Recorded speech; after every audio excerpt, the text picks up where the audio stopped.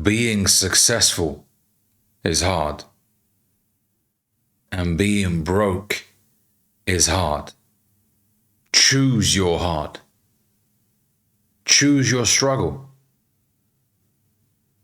Because you're going to experience one or the other. And if you decide to not go out there and pursue your dreams with everything that you've got, then you will consequently experience the hardship that arises from not being where you're supposed to be. Now look, broke is temporary. Right now, if you're struggling financially, but you're doing absolutely everything you can to get out of that circumstance, I commend you. I really do. We all go through financial difficulties at some stage in our lives. It's going through the seasons, right? It's not always going to be summer. The sun's not always going to be out. There are going to be rainy days. There are going to be stormy days. But it's what you decide to do that matters most. Being successful, it is hard. It is. Look, building a career for yourself, a fruitful career, takes years.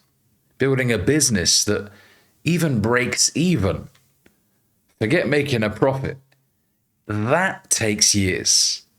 If you're even fortunate enough to last the first 12 to 24 months, because most businesses close in that time. So if you're fortunate enough to break even, you're heading in the right direction. You see, the thing is though, when you pursue your dreams, the difficulty that you experience is different than when you decide that you're not good enough and so you don't pursue your dreams. When you decide to not pursue your dreams because it's too risky, it's whatever excuse you come up with, you might just be scared and so you decide not to do it. Oh, what if people laugh at me? Fear of criticism, that's a big one, right? The pain that you experience when you decide not to go for it is far more difficult than the pain that you experience when you fail along the way to attaining your dreams. You see, when you're building your dreams and you fail, you know it's part of a bigger picture. You're like, you know what? This is going to count to something one day. You get rejected on a cold call.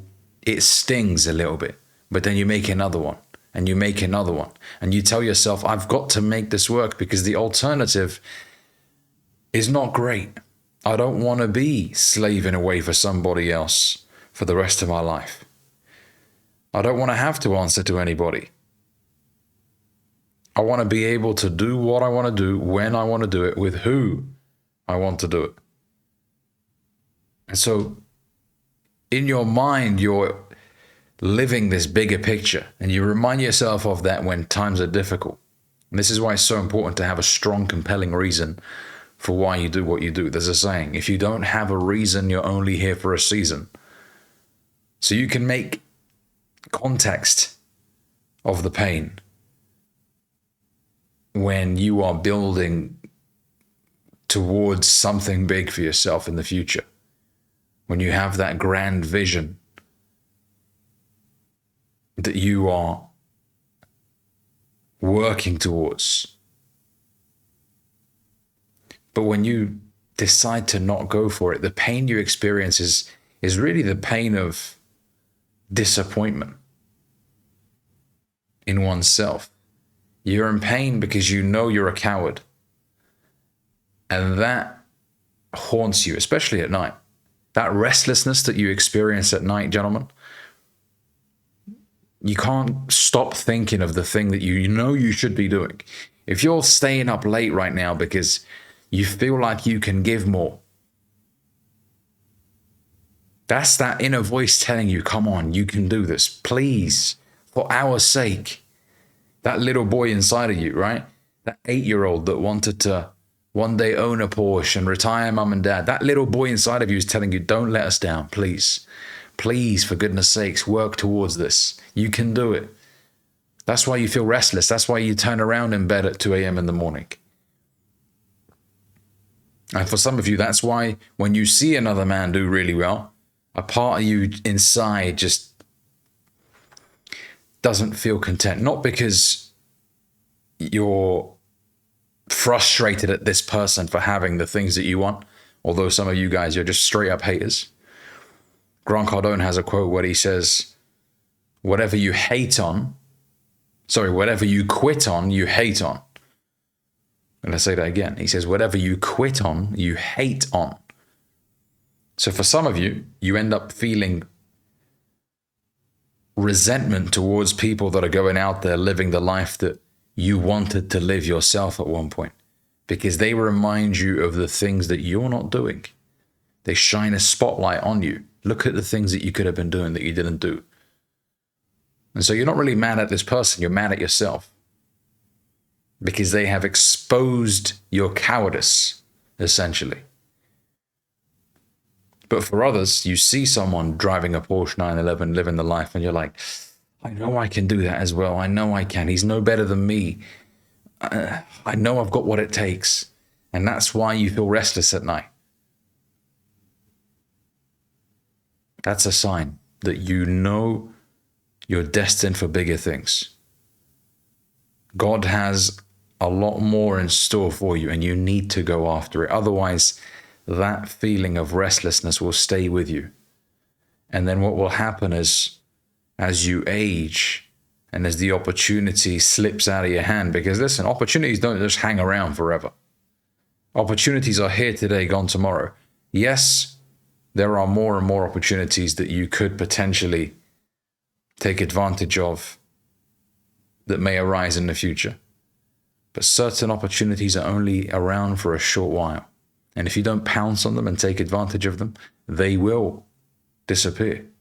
And somebody else will seize upon that opportunity and will reap the rewards. And you're going to be sat there watching, thinking, that could have been me. That could have been me. I could have. And then you become that guy that talks about the couldas. I coulda. I shoulda. I woulda. But you didn't, did you? You can talk about the coulda, woulda, shoulda all day long, but you didn't do it. You allowed fear to paralyze you. I want to remind you, gentlemen, that everything that you desire is on the other side of fear. I'm going to say that again. Everything that you desire is on the other side of fear. Yes, it's scary. I'm with you.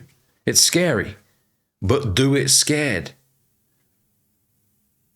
Do it scared, as Les Brown says. You're not going to be comfortable making the first cold call. You're not going to be comfortable presenting in front of a crowd of 100 people for the first time. It's not a comfortable feeling. But remember, the comfort zone is where dreams go to die. You must step out of the comfort zone in order to truly grow. Leave the nest. You must leave the nest. And leaving the nest may be you leaving your city, leaving your country. Because when you're around people that don't believe in a prosperous tomorrow, when you're around people that talk about the risks and the risks and the risks, and they never talk about the opportunity, what ends up happening is they rub off on you. They affect you. Not in a positive way. You start becoming scared of taking risks. You start using their lingo. Oh, no, that's too saturated. Oh, no, it's competitive. Oh, no, I can't do that because I'm not as, charismatic as this guy. Oh, I don't have the capital. You just become a professional excuse maker, just like the people that you're around right now. Now, you know your friends better than I do. But if all of your friends are talking about why it won't work out, you're not going to feel encouraged. And even if you say, well, I don't care about my friends, I'm self-motivated, whatever. But when you're around them, they will plant seeds of doubt. They will tell you things that may poison your belief. You need to be around people that encourage you, not people that give you this fake positivity. No, you want people to keep it real with you and tell you what you need to hear. But you need to be around people that are visionaries, people that believe in something big. These people pull you up to their level. They really do. And the way I've always thought about it, gents, is I would rather try and not quite get what I set out to achieve than never try at all. The idea of never trying at all just screams cowardice to me. It's so pathetic to never even attempt. It goes against true masculine essence. It's a very masculine characteristic to go out there and risk failing. It is. It's a very masculine trait. I'm going to go out there and I'm going to risk getting hurt in order to provide for my family.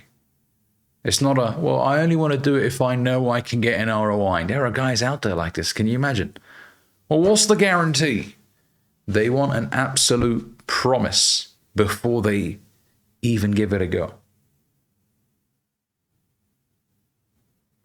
These people will never get close to achieving the dreams they have in their mind.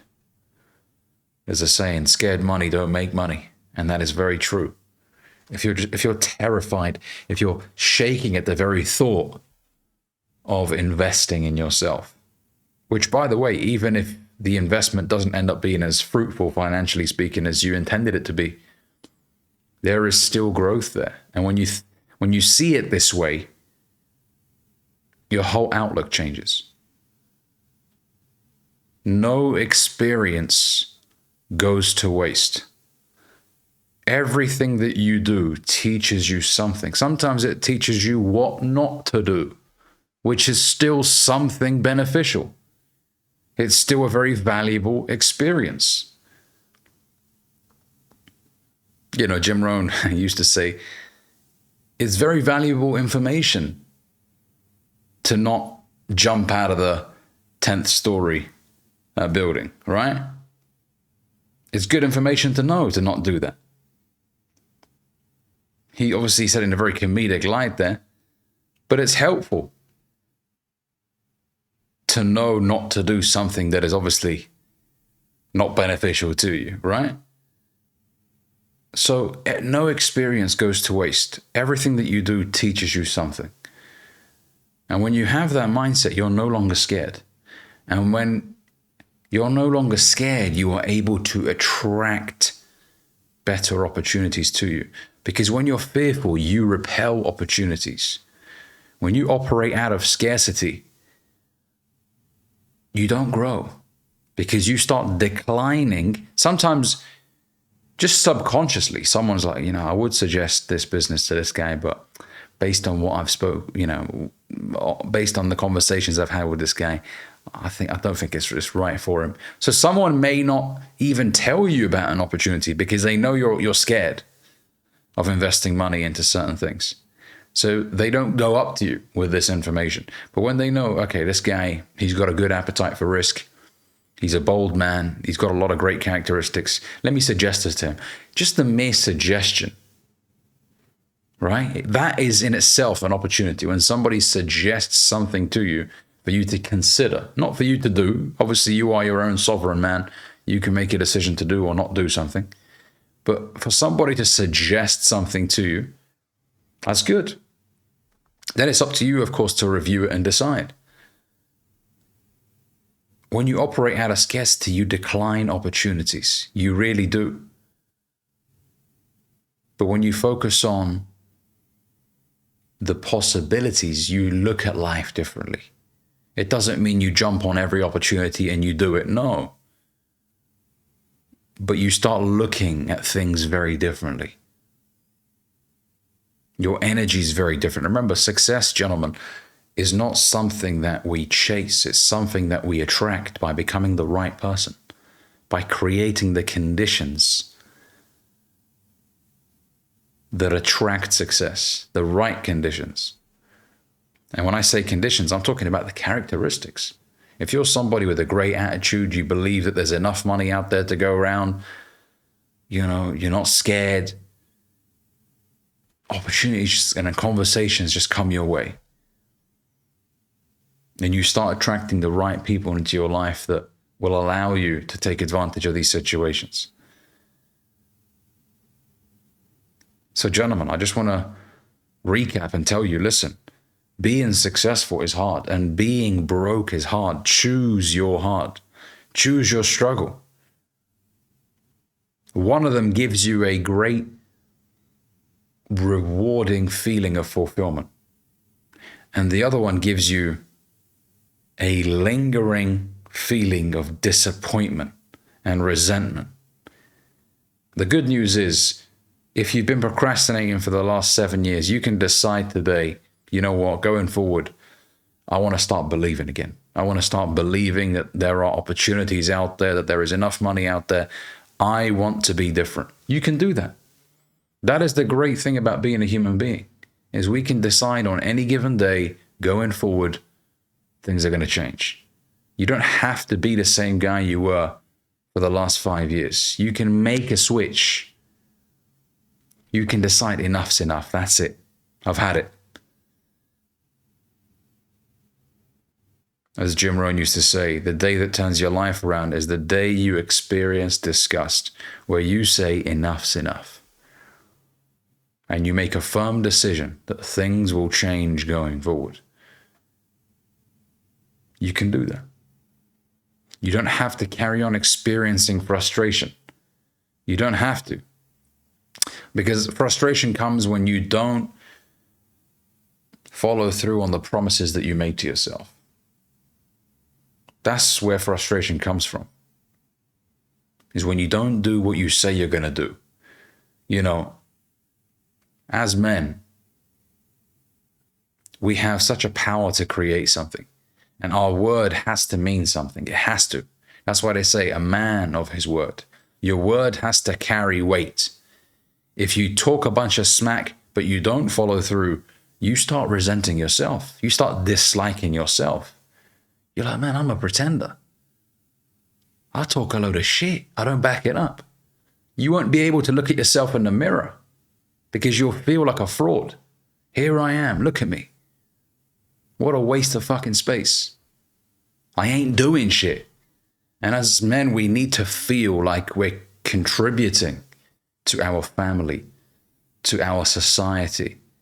We need to feel like we're getting things done, that we're providing value, even if it's just you painting houses really well. And you're very good at painting houses. Even if it's you, I don't know, man, it could be anything.